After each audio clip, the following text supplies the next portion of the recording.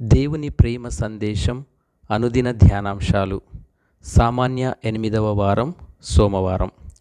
నేటి సువార్త పఠనం మార్కు సువార్త 10వ అధ్యాయము 17వ వచనం నుండి 27వ వచనం వరకు.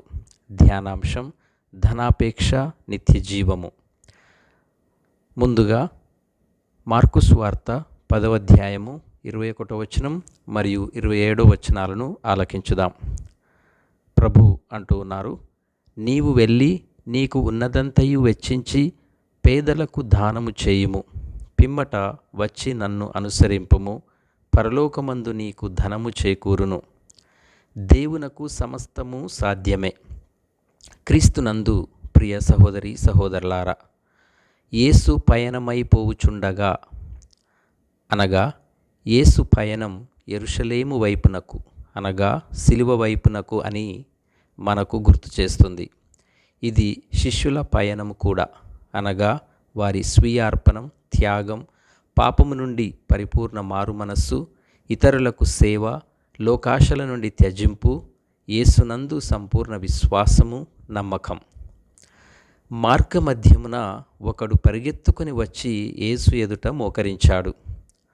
మత్తయి ఆ వ్యక్తి యువకుడు అని, లూకా ఆ వ్యక్తి అధికారి అని చెప్పారు. మార్కు కూడా చివరిలో యువకుడు అని చెప్పాడు. ఎవరైనను ఆ వ్యక్తి నిత్య జీవము పొందుటకు ఏమి చేయాలో తెలుసుకోవటానికి వచ్చాడు. నిత్య జీవమును దేవుని రాజ్యముగా మనము లూకా సువార్త 10వ అధ్యాయము 24, 25 వచనాల్లో యేసు సంబోధించటాన్ని మనం చూస్తూ ఉన్నాం. ఆ వ్యక్తి ధనవంతుడు. నిత్య జీవితం పొందుటకు ఎలాంటి అర్హత కలిగి ఉండాలో తెలుసుకోవాలని వచ్చాడు. మొదటిగా ఆ వ్యక్తి యేసు ఎదుట మోకరించాడు, అనగా యేసు బోధనలను వినడానికి సిద్ధముగా ఉన్నాడని అది సూచిస్తుంది. యేసును సద్బోధకుడా అని సంబోధించాడు, అనగా యేసులో ఉన్న మంచి బోధకునిగా ఆ వ్యక్తి గుర్తిస్తూ ఉన్నాడు. యేసు దేవుని యొక్క ఆజ్ఞలను గురించి చెప్పినప్పుడు ఆ వ్యక్తి దైవాజ్ఞలను చిన్ననాటి నుండే పాటిస్తూ ఉన్నాను అని యేసుతో పలకటాన్ని మనం చూస్తూ ఉన్నాం. అయితే ఆ వ్యక్తి చేయవలసినది ఇంకొకటి ఉన్నదని యేసు స్పష్టం చేస్తూ ఉన్నాడు. అదేమిటంటే, ప్రభు ఆ వ్యక్తితో అంటూ ఉన్నాడు, నీవు వెళ్ళి నీకు ఉన్నదంతయు వెచ్చించి పేదలకు దానము చేయుము, పిమ్మట వచ్చి నన్ను అనుసరింపుము, పరలోకమందు నీకు ధనము చేకూరును అని. నిత్య జీవము కొరకు ధనాపేక్షను త్యజించాలని యేసు ప్రభు కోరుతున్నారు. ధనము, సంపదలు, అత్యాశ దైవరాజ్యమునకు, సువార్తకు విరోధకాలు, ఆటంకాలు. దైవరాజ్యమా ధనమా అని యేసు ఆ వ్యక్తిని కోరుతున్నాడు.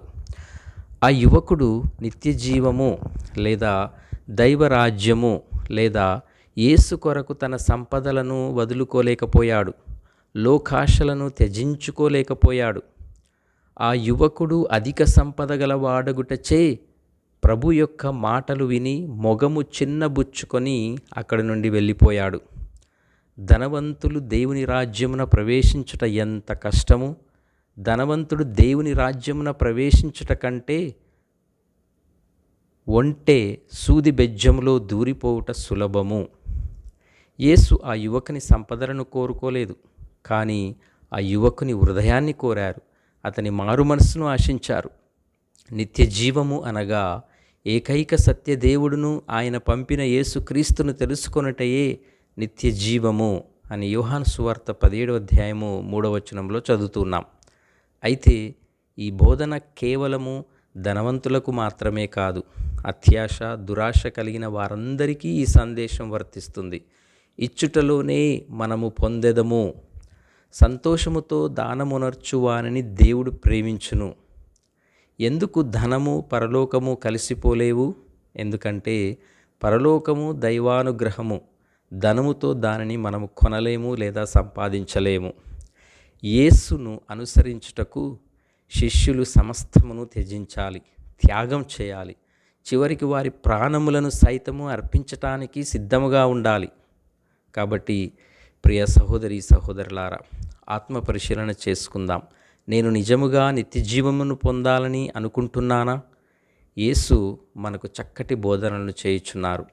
దేవుణ్ణి, క్రీస్తును మనం తెలుసుకోవాలి. దేవుని యొక్క ఆజ్ఞలను జీవించాలి. లోకాశలను, ఆకర్షలను విడనాడాలి.